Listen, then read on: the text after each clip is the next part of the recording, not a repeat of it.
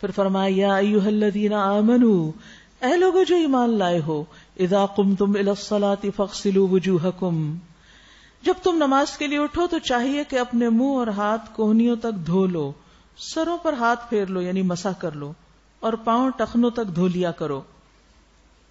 اگر جنابت کی حالت میں ہو تو نہا کر پاک ہو جاؤ، یعنی شوہر بیوی کا تعلق قائم ہوا یا احتلام ہوا ہے یا پھر پیریڈز تھے تو پھر نہا کر پاک ہو۔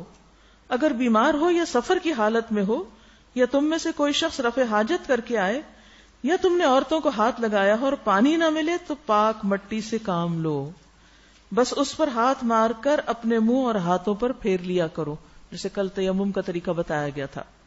فامسحوا بوجوہکم وایدیکم، اور ید کس کو کہتے ہیں؟ یہ ہتھیلی جس ہے نا، یہ ہتھیلی بس، اور وجہ چہرے کو، بس ان دو چیزوں کے اوپر ہاتھ مار کے، پھونک مار کے ہاتھ پہ، چہرے اور ہاتھ پہ پھیر لینا کافی ہے۔ اللہ تم پر زندگی کو تنگ نہیں کرنا چاہتا، یعنی ایسی مشقت میں نہیں ڈالا کہ جو وضو نہیں کر سکتا وہ بھی لازماً وضو کرے، چاہے وہ اس کے بعد مشقت میں پڑ جائے، مشکل میں پڑے، مگر وہ چاہتا ہے کہ تمہیں پاک کرے اور اپنی نعمت تم پر تمام کر دے، شاید کہ تم شکر گزار بنو۔ تو سبحان اللہ، وضو ایک نعمت ہے، یعنی وضو کا کرنا، پاک ہونا، اور پھر اگر وضو نہیں تو تیمم سے پاک ہونا، یہ پاکیزگی ایک نعمت ہے، اور خاص طور پر وضو، کیونکہ یہ گناہوں سے پاک صاف کر دیتا ہے۔ جب انسان وضو کرتا ہے اور کلی کرتا ہے اور ناک میں پانی چڑھاتا ہے اور ناک جھاڑتا ہے تو اس کے منہ اور ناک، نتنوں سے سب گناہ جھڑ جاتے ہیں۔ منہ دھوتا ہے تو چہرے سے، حتیٰ کہ داڑھی کے کناروں کے ساتھ لگ کر پانی کے جو قطرے گرتے ہیں ان کے ساتھ بھی گناہ جھڑ رہے ہوتے ہیں۔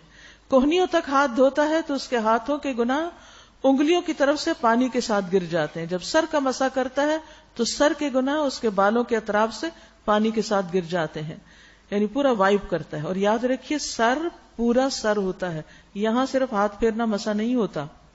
پھر اسی طرح پاؤں دھوتا ہے تو پاؤں کی انگلیوں کے پوروں کی طرف سے پانی کے ساتھ سارے گناہ گر جاتے ہیں۔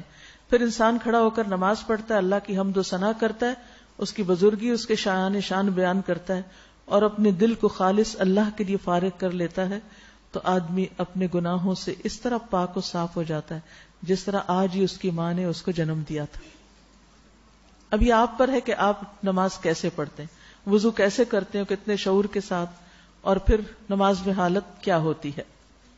تو یہ اللہ سبحانہ وتعالیٰ کا بہت بڑا انعام ہے، اللہ اپنی نعمت تم پہ تمام کرنا چاہتا ہے۔ وضو کرنا مشکل لگتا ہے نا ذرا انسان کو، لیکن جب انسان یہ سوچے کہ یہ تو اللہ کی نعمت ہے اور ایک طریقہ ہے میرے گناہوں سے مجھے پاک کرنے کا، تو آپ کا شوق بڑھ جائے گا۔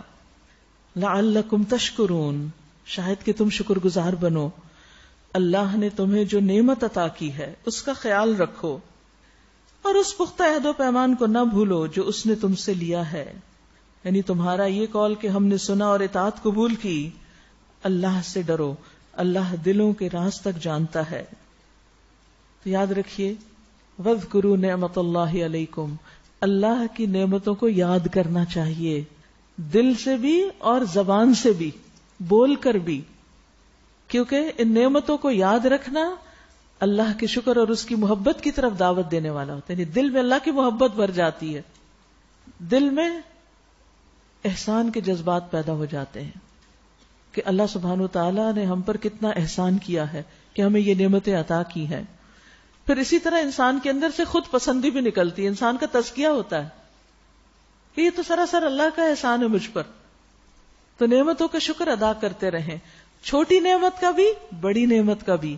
رسول اللہ صلی اللہ علیہ وسلم نے فرمایا جو تھوڑے پر شکر نہیں کرتا وہ زیادہ پر بھی نہیں کرتا، کیونکہ شکر ادا کرنا ایک رویہ ہوتا ہے، ایک مزاج ہوتا ہے۔ جو انسانوں کا شکر ادا نہیں کرتا وہ اللہ کا بھی شکر گزار نہیں بنتا۔ تو اللہ سبحانہ وتعالیٰ کے ساتھ ساتھ بندوں کے جو ہم پر احسانات ہیں ان پر بھی شکریہ ادا کرنا چاہیے۔ اللہ کے انعامات اور احسانات کو بیان کرنا شکر ہے، اور ان کو چھوڑنا ناشکری ہے۔ شکر کیا ہے؟ اللہ تعالیٰ کے انعامات اور احسانات کا ذکر کرتے رہنا، یہاں ذکر کرنے کا حکم دیا گیا ہے۔ واتقوا اللہ، اور اللہ سے ڈرو، ان اللہ علیم بذات الصدور، بے شک اللہ سینوں کے بھید تک جانتا ہے۔ اے لوگو جو ایمان لائے ہو، اللہ کی خاطر راستی پر قائم رہنے والے اور انصاف کی گواہی دینے والے بنو. کسی گروہ کی دشمنی تمہیں اتنا مشتعل نہ کر دے کہ انصاف سے پھر جاؤ. یعنی دشمنی میں بھی انصاف، عدل، اعتدال. تو ایکسٹریمزم تو ختم ہی ہو گیا. کسی گروہ کی دشمنی تمہیں اتنا مشتعل نہ کر دے کہ انصاف سے پھر جاؤ، عدل کرو. یہ تقوی سے زیادہ مناسبت رکھتا ہے. اللہ سے ڈر کر کام کرتے رہو. جو کچھ تم کرتے ہو اللہ اس سے پوری طرح باخبر ہے. وعد اللہ الذین آمنوا وعملوا الصالحات. جو لوگ ایمان لائیں اور نیک عمل کریں اللہ نے ان سے وعدہ کیا ہے. کیا؟ لہم مغفرۃ واجر عظیم، کہ ان کے لیے بخشش اور اجر عظیم ہے.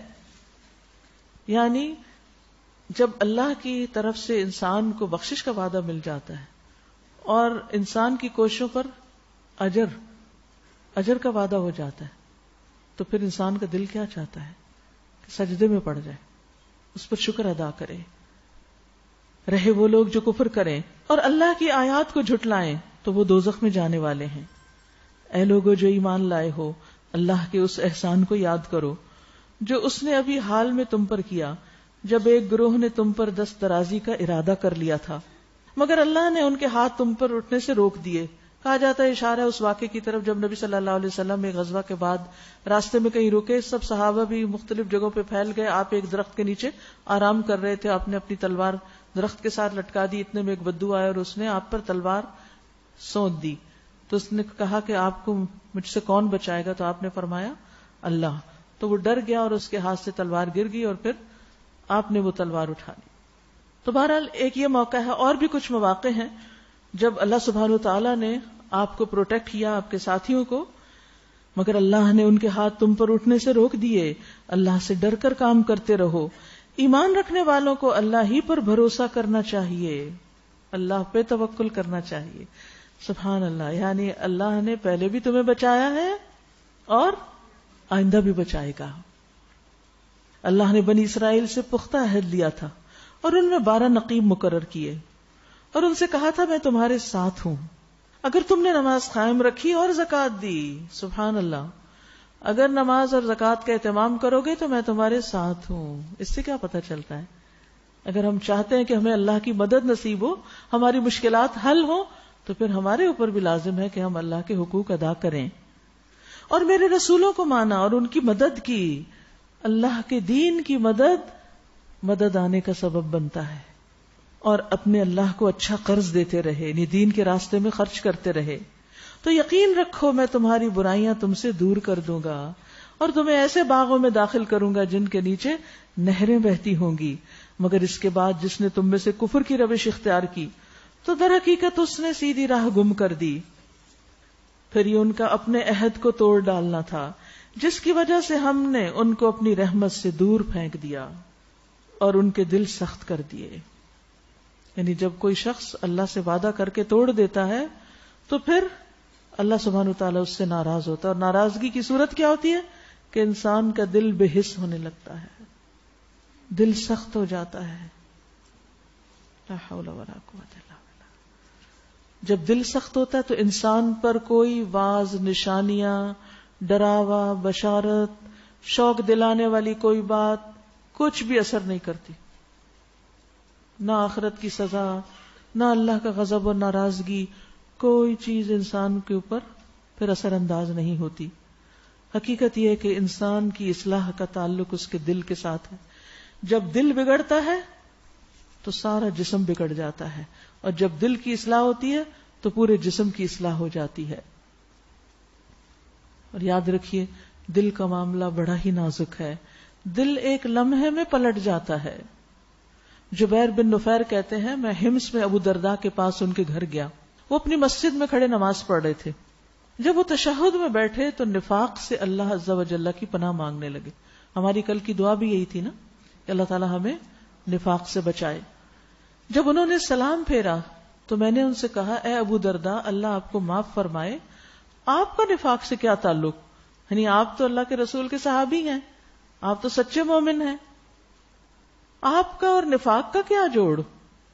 انہوں نے 3 دفعہ کہا اللہم غفرن اللہم غفرن اللہم غفرن، اللہ معاف کر دینا، اللہ معاف کر دینا. اور فرمایا جو مصیبت سے بے خوف ہوتا ہے اس کو مصیبت سے تحفظ حاصل نہیں ہوتا. اللہ کی قسم ایک آدمی ایک ہی گھڑی میں فتنے میں ڈال دیا جاتا ہے اور وہ اپنے دین سے پھر جاتا ہے. یعنی دین سے پھرتے ہوئے دیر نہیں لگتی. اس لیے کبھی یہ نہ سوچو ہمارا کچھ نہیں بگڑے گا، ہمارا کچھ نقصان نہیں. تو یہود پر، اہل کتاب پر لعنت کس وجہ سے کی گئی؟ کیونکہ انہوں نے اللہ سے کیے ہوئے اپنے عہد توڑ دیے اور پھر اللہ نے ان کے دل سخت کر دیے. اس وجہ سے اب ان کا حال کیا ہے؟ یحرفون الکلم عن مواضعہ، اللہ کے کلام کو اس کی اصل جگہ سے پھیر دیتے ہیں، تبدیلی کر دیتے ہیں اس میں. وَنَسُوا حَظًّا مِّمَّا ذُكِّرُوا بِهِ، جو تعلیم انہیں دی گئی تھی اس کا بڑا حصہ بھول چکے ہیں. استغفر اللہ. جب دل سخت ہوتا ہے، اللہ ناراض ہوتا ہے، تو انسان دین کے علم سے دور ہو جاتا ہے، اللہ کی نصیحت سے دور ہو جاتا ہے اور انسان اس کو بھولنے لگتا ہے. یعنی جب انسان اللہ کے دین کی پرواہ نہیں کرتا تو پھر وہ دین اس سے دور چلا جاتا ہے. ابن مسعود سے روایت ہے، انہوں نے کہا کبھی انسان علم کا ایک حصہ نافرمانی کی وجہ سے بھول جاتا ہے. اور پھر انہوں نے یہی آیت تلاوت کی. اور آئے دن تمہیں ان کی کسی نہ کسی خیانت کا پتہ چلتا رہتا ہے. ان میں سے بہت کم لوگ اس عیب سے بچے ہوئے ہیں. بس جب یہ اس حال کو پہنچ چکے ہیں تو جو شرارتیں بھی یہ کریں وہ ان سے عین متوقع ہیں. لہٰذا انہیں معاف کر دو اور ان کی حرکات سے چشم پوشی کرتے رہو.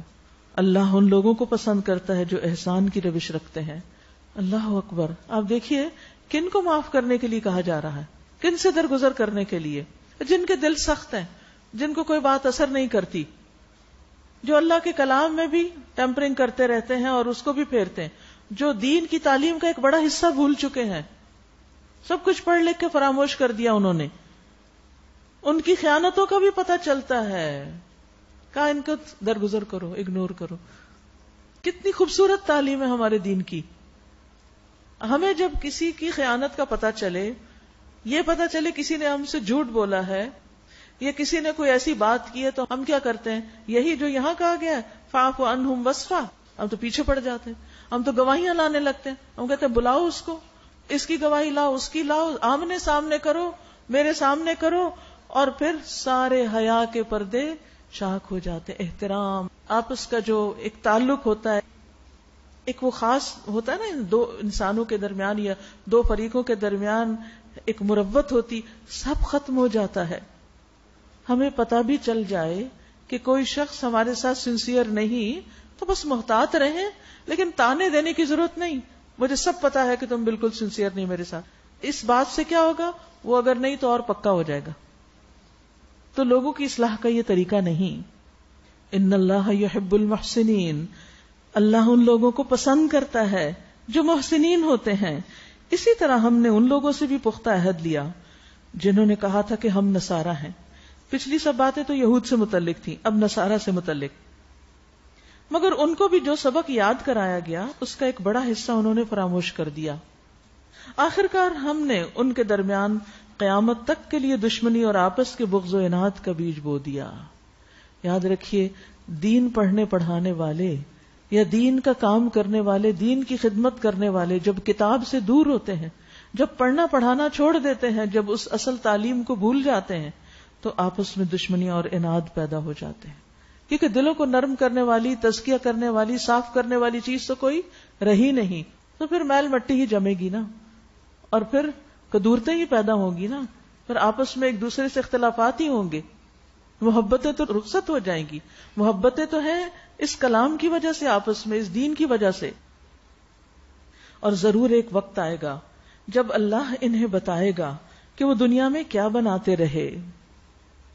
اے اہل کتاب، ہمارا رسول تمہارے پاس آ گیا ہے، ہمارا رسول تمہارے پاس آ گیا ہے جو کتاب الہی کی بہت سی ان باتوں کو تمہارے سامنے کھول رہا ہے جن پر تم پردہ ڈالا کرتے تھے، اور بہت سی باتوں سے درگزر بھی کر جاتا ہے.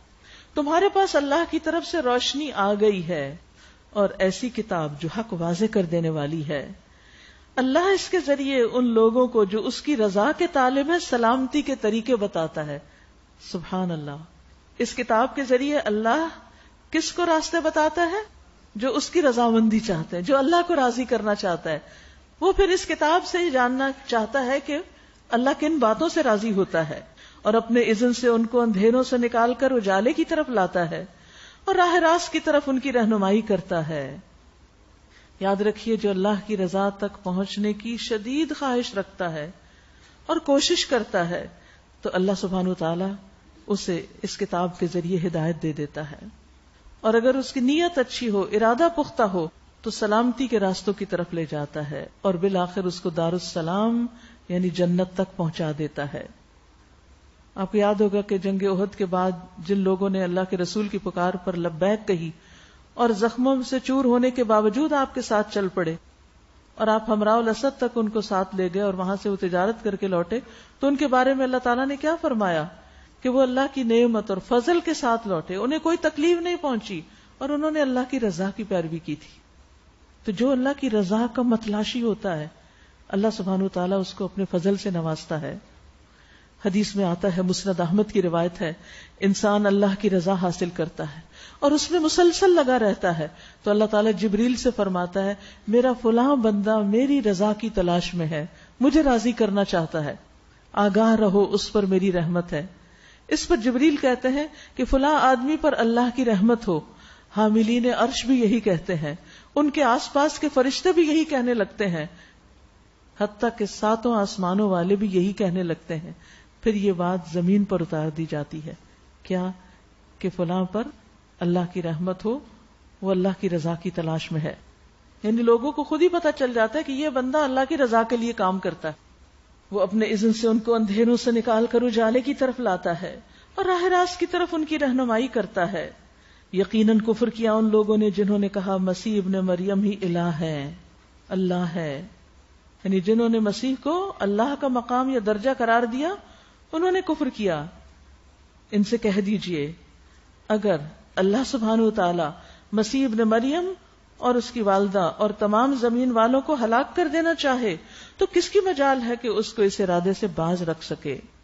اللہ تو زمین اور آسمانوں کا اور ان سب چیزوں کا مالک ہے جو زمین اور آسمانوں کے درمیان پائی جاتی ہیں، جو کچھ چاہتا ہے پیدا کرتا ہے اور اس کی قدرت ہر چیز پر حاوی ہے۔ ہمیں تو آج تک نہیں پتا کہ اللہ نے زمین میں کیا کیا اگایا ہے اور کس کس قسم کے جانور پیدا کیے ہیں، اور آسمانوں میں کون کون سی مخلوق بستی ہے۔ خالق وہی ہے۔ یہود و نصارہ کہتے ہیں ہم اللہ کے بیٹے اور اس کے چہیتے ہیں۔ ان سے پوچھو پھر وہ تمہارے گناہوں پر تمہیں سزا کیوں دیتا ہے؟ در حقیقت تم بھی ویسے ہی انسان ہو جیسے اور انسان اللہ نے پیدا کیے۔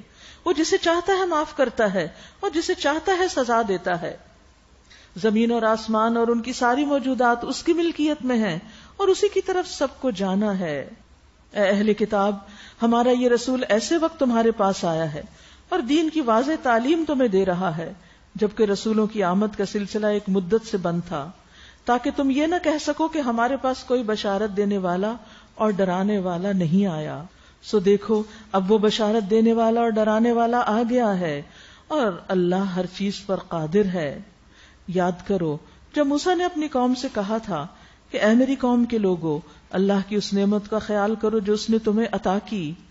اس نے تم میں نبی پیدا کیے، تمہیں فرما روا بنایا اور تمہیں وہ کچھ دیا جو دنیا میں کسی کو نہ دیا۔ اے میری قوم، اس مقدس سرزمین میں داخل ہو جاؤ جو اللہ نے تمہارے لیے لکھ دی، پیچھے نہ ہٹو ورنہ ناکام و نامراد پلٹو گے۔ انہوں نے جواب دیا، اے موسیٰ، وہاں تو بڑے زبردست لوگ رہتے ہیں، ہم وہاں ہرگز نہیں جائیں گے۔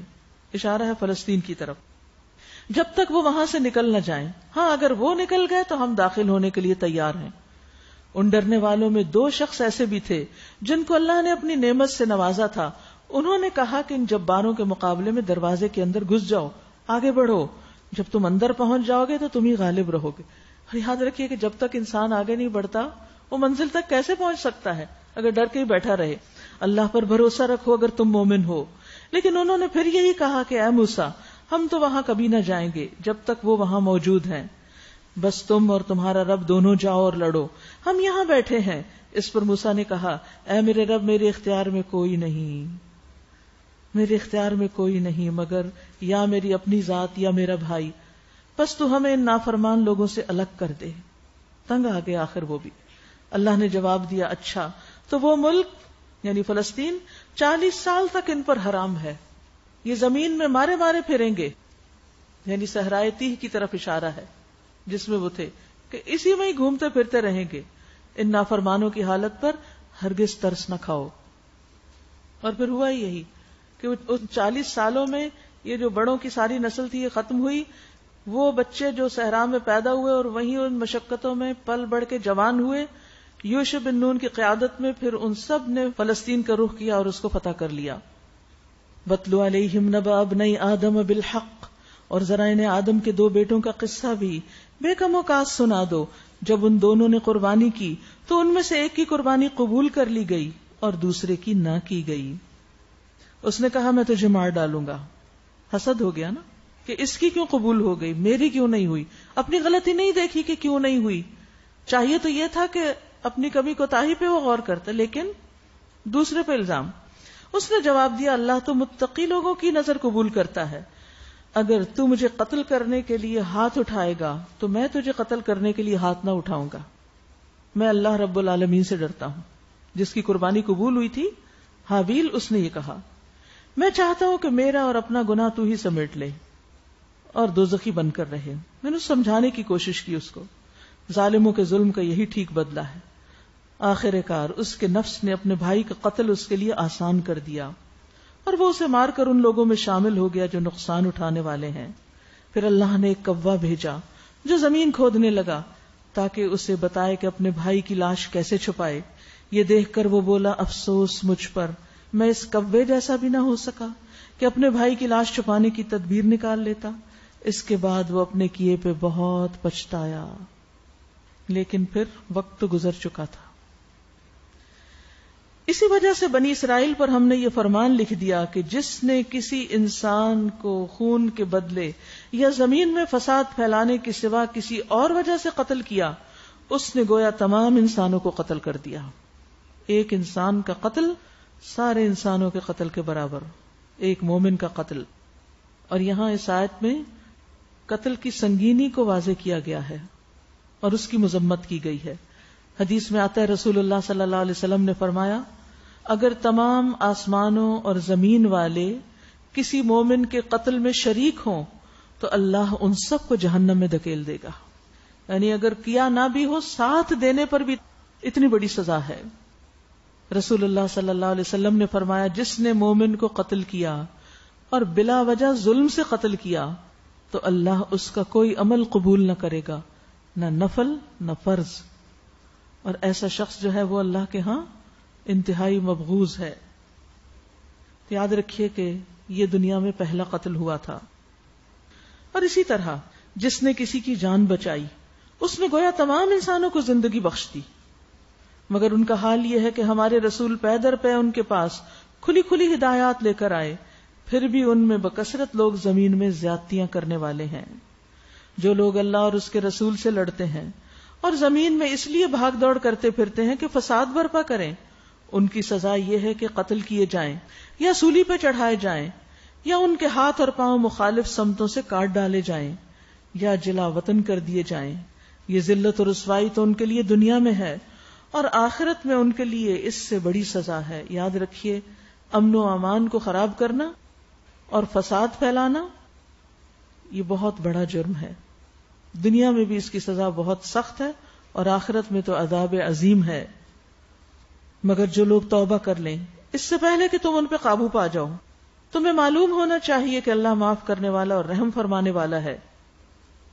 اے لوگو جو ایمان لائے ہو اللہ سے ڈرو اور اس کی جناب میں باریابی کا ذریعہ تلاش کرو، وسیلہ تلاش کرو۔ یہ وسیلہ کیا ہے؟ کوئی انسان نہیں بلکہ ایمان، عمل صالح، اللہ کی اطاعت، نیک کام، وجاہدوا فی سبیلہ، اور اس کی راہ میں جد و جہد کرو، لعلکم تفلحون، تاکہ تمہیں کامیابی نصیب ہو۔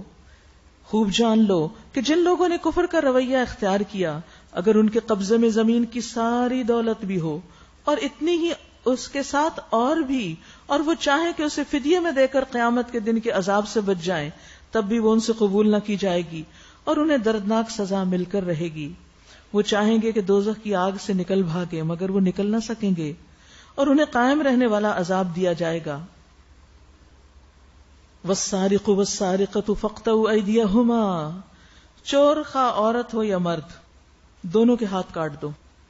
یہ ان کی کمائی کا بدلہ ہے اور اللہ کی طرف سے عبرتناک سزا. اللہ کی قدرت سب پر غالب ہے اور وہ دانا و بینا ہے. پھر جو ظلم کرنے کے بعد اب توبہ کر لے اور اپنی اصلاح کر لے تو اللہ کی نظر عنایت پھر اس پر مائل ہو جائے گی. اللہ بہت درگزر کرنے والا ہے اور رحم فرمانے والا ہے. کیا تم نہیں جانتے کہ اللہ زمین اور آسمانوں کی سلطنت کا مالک ہے؟ جسے چاہے سزا دے، جسے چاہے معاف کر دے، وہ ہر چیز کا اختیار رکھتا ہے. اے پیغمبر، آپ کے لیے باعث رنج نہ ہو وہ لوگ جو کفر کی راہ میں بہت دوڑ دھوپ کر رہے ہیں، خواہ وہ ان میں سے جو منہ سے کہتے ہیں ہم ایمان لائے مگر دل ان کے ایمان نہیں لائے، یعنی منافق، یا ان میں سے ہو جو یہودی بن گئے جن کا حال یہ ہے کہ جھوٹ کے لیے کان لگاتے ہیں اور دوسرے لوگوں کی خاطر جو تمہارے پاس کبھی نہیں آئے سن گن لیتے پھرتے ہیں، جاسوسی کرتے ہیں. کتاب اللہ کے الفاظ کو ان کی اصل جگہ متعین ہونے کے باوجود اصل معنی سے پھیر دیتے ہیں اور لوگوں سے کہتے ہیں کہ اگر تمہیں یہ حکم دیا جائے تو مانو ورنہ نہ مانو. جسے اللہ ہی نے فتنے میں ڈالنے کا ارادہ کر لیا ہو اس کو اللہ کی گرفت سے بچانے کے لیے تم کچھ نہیں کر سکتے. اللہ اکبر. یہ وہ لوگ ہیں جن کے دلوں کو اللہ نے پاک کرنا نہ چاہا. ان کے لیے دنیا میں رسوائی ہے اور آخرت میں سخت سزا. یاد رکھیے، جو شخص دین کا مذاق اڑاتا ہے یا دین میں منمانی تبدیلیاں پیدا کرتا ہے یا غلط باتیں دین سے منسوب کرتا ہے، ایسے شخص کا دل فتنے میں مبتلا ہوتا ہے. اور جس کے دل میں فتنہ ہو پھر اللہ اس دل کو پاک نہیں کرتا. دنیا میں بھی ایسے لوگوں کے لیے رسوائی اور آخرت میں عذاب عظیم ہے. اس لیے دین کے معاملے میں کوئی بھی رائے دینے سے پہلے انسان کو سوچنا سمجھنا چاہیے. آپ دیکھیے کہ ایسا ہوتا کیوں ہے، یہ جو دل فتنے میں پڑ جاتا ہے یہ اصل میں خواہش کی پیروی کی وجہ سے ہوتا ہے. اللہ کا دین ایک طرف بلاتا ہے انسان کو اور انسان کی خواہش دوسری طرف لے جاتی. ہم سب کے سامنے مختلف اوقات میں چوائسز ہوتی ہیں نا، ایک طرف اللہ کا حکم ہے، ایک طرف اپنے دل کی مرضی، دل کی خواہش. جب ہم جانتے بوجھتے اللہ کے حکم کو پیچھے کر دیتے ہیں اور دل کی خواہش پہ چلنے لگتے ہیں اور ریپیٹڈلی ہدایت کے مواقع سامنے آتے ہیں اور ہم ان کو اگنور کرتے رہتے ہیں، تو پھر اللہ سبحانہ وتعالی انسان کے دل کو پاک نہیں کرتا. یاد رکھیے، جو شخص اللہ کی تقسیم پہ راضی ہو جاتا ہے اللہ بھی اس سے راضی ہو جاتا ہے. کچھ چیزیں انسان کے لیے نہیں ہوتی چاہے انسان کی کتنی بھی خواہش ہو. مثلا کسی کو بیٹے کی بہت خواہش ہے اور اللہ نے اس کو بیٹا نہیں دیا، تو آپ دیکھیے کہ لوگ پھر کیا کرتے ہیں، وہ راستے اختیار کرتے ہیں جو اللہ کی نافرمانی کے ہیں. تو ایسے میں پھر کیا ہوتا ہے، انسان بعض اوقات حق سے بہت دور نکل جاتا ہے، دل بھی سخت ہو جاتا ہے، انسان اللہ سے ناراض ہو جاتا ہے، اپنی عبادات بھی بعض اوقات چھوڑ دیتا ہے. حاصل کیا، اللہ سے ناراض ہو کے جانا کہاں ہے کوئی اور پناہ کی جگہ؟ کہیں بھی نہیں. تو لوٹنا ہمیں اللہ ہی کی طرف چاہیے. دل کو فتنے سے بچانے کے لیے اللہ کی تقسیم پہ راضی ہو جائیں. ہر معاملے میں کوشش کریں، اگر وہ چیز نہیں ملتی تو معاملہ اللہ کے سپرد کر دیں. نبی صلی اللہ علیہ وسلم نے فرمایا، اللہ تبارک و تعالی نے اپنے بندے کو جو کچھ دے رکھا ہوتا ہے وہ اس میں اس کا امتحان لیتا ہے. سو جو شخص اللہ کی تقسیم پہ راضی ہو جائے اللہ اسے اس میں برکت اور وسعت دے دیتا ہے، اور جو راضی نہ ہو اس کو برکت نہیں ملتی. پھر فرمایا سماعون للکذب اکالون للسحت، یہ جھوٹ سننے والے اور حرام کے مال کھانے والے ہیں. یاد رکھیے کہ جھوٹ سے انسان کے اندر ایک ناپاکی کی کیفیت پیدا ہوتی ہے، انسان کے دل پر ایک بوجھ ہوتا ہے. جس طرح ناپاک غذا انسان کے جسم پر اثر انداز ہوتی ہے، اسی طرح غلط باتیں جو ہیں، جھوٹ جو ہوتا ہے وہ بھی انسان کی روح پر اثر انداز ہوتا ہے. اس لیے انسان کو جھوٹ سے ہر ممکن بچنے کی کوشش کرنی چاہیے اور اپنی زبان کی حفاظت کرتے رہنا چاہیے. یعنی زبان سے بھی حرام نہ بولا جائے اور زبان سے حرام لقمہ بھی نہ کھایا جائے. یہ دونوں چیزیں منہ کے راستے ہی اندر جاتی ہیں. لیکن یہ اہل کتاب کیا تھے؟ جھوٹ سننے والے، جھوٹ میں بڑی دلچسپی، جھوٹی باتیں اور حرام کے مال کھانے والے. اور پھر جھوٹ سننے میں جھوٹی گواہیاں سننا، اور بھی جھوٹ کی جتنی قسمیں ہیں ان چیزوں کو سننے میں دلچسپی رکھنا. لہٰذا اگر یہ تمہارے پاس اپنے مقدمات لے کر آئیں تو تمہیں اختیار دیا جاتا ہے کہ چاہیں تو ان کا فیصلہ کریں، چاہیں تو انکار کر دیں. انکار کر دیں تو یہ تمہارا کچھ نہیں بگاڑ سکتے، اور فیصلہ کریں تو پھر ٹھیک ٹھیک انصاف کے ساتھ کیجیے کہ اللہ انصاف کرنے والوں کو پسند کرتا ہے. اور یہ تمہیں کیسے حکم بناتے ہیں جبکہ ان کے پاس تورات موجود ہے جس میں اللہ کا حکم لکھا ہوا ہے، اور پھر یہ اس سے منہ موڑ رہے ہیں. اصل بات یہ ہے کہ یہ لوگ ایمان ہی نہیں رکھتے، کیونکہ جو کتاب پر ایمان رکھتا ہے اس کے لیے پھر اس کتاب کا حکم ماننا کچھ مشکل نہیں ہوتا. ہم نے تورات نازل کی جس میں ہدایت اور روشنی تھی. سارے نبی جو مسلم تھے اسی کے مطابق ان یہودی بن جانے والوں کے معاملات کا فیصلہ کرتے تھے. اور اسی طرح ربانی اور احبار بھی. ربانی اور احبار بھی. ربانی کون ہوتے ہیں؟ رب والے، یعنی ایسا عالم جو اپنے علم پر عمل بھی کرتا اور اس کی تعلیم بھی دیتا ہو، کیونکہ انہیں اللہ کی کتاب کی حفاظت کا ذمہ دار بنایا گیا تھا اور وہ اس پر گواہ تھے. پس اے گروہ یہود، تم لوگوں سے نہ ڈرو بلکہ مجھ سے ڈرو، اللہ سے ڈرو، اور میری آیات کو ذرا ذرا سے معاوضے لے کر بیچنا چھوڑ دو، یعنی دین کے بدلے دنیاوی فائدے مت حاصل کرو. جو لوگ اللہ کے نازل کردہ قانون کے مطابق فیصلہ نہ کریں وہی کافر ہیں. تورات میں ہم نے یہودیوں پر یہ حکم لکھ دیا تھا کہ جان کے بدلے جان، آنکھ کے بدلے آنکھ، ناک کے بدلے ناک، کان کے بدلے کان، دانت کے بدلے دانت، اور تمام زخموں کے لیے برابر کا بدلہ.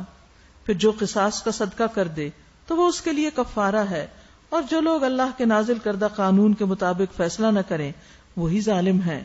پھر ہم نے ان پیغمبروں کے بعد مریم علیہ السلام کے بیٹے عیسیٰ کو بھیجا علیہ السلام. تورات میں سے جو کچھ اس کے سامنے موجود تھا وہ اس کی تصدیق کرنے والا تھا، اور ہم نے اس کو انجیل عطا کی جس میں رہنمائی اور روشنی تھی، اور وہ بھی تورات میں سے جو کچھ اس وقت موجود تھا اس کی تصدیق کرنے والی تھی، اور تقوی والوں کے لیے سراسر ہدایت اور نصیحت تھی. ہمارا حکم تھا کہ اہل انجیل اس قانون کے مطابق فیصلہ کریں جو اللہ نے اس میں نازل کیا ہے، اور جو لوگ اللہ کے نازل کردہ قانون کے مطابق فیصلہ نہ کریں وہی فاسق ہیں.